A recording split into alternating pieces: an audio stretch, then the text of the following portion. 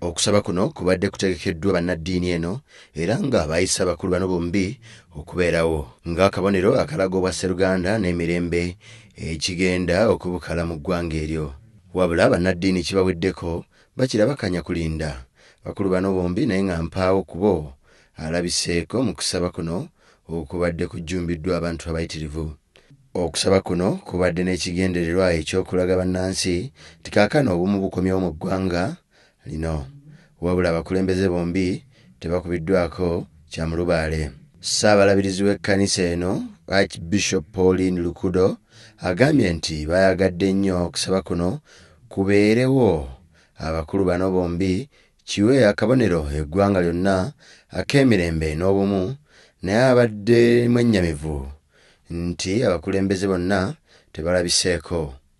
Omulabirizi agambye nti bano bombi bamanyi bulungi ebizibu ebyolekedde eggwanga lino n'okusinga abantu abalala bonna, naye ate bwe balema okutuukiriza obuvunaanyizibwa ku kantu akatono nga kano olw'emirembe gigenda kuvaawa.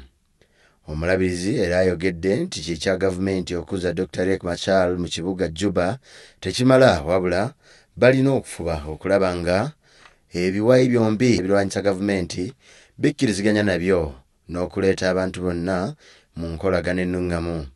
Dr Riek Machar yayingira ekibuga Juba sabiti kateziira ddala biri oluvanyuma olw'enteesaganya okuzza emirembe bakomye okulwanagana n'okuyiwa omusaayi.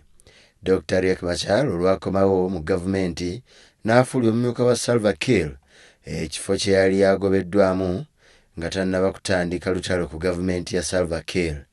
Ebiwayi ebirala ebiwerako bikyali mu kulwanagana ne gavumenti ya Salva Kiir nga bawakanya obukulembeze bwe.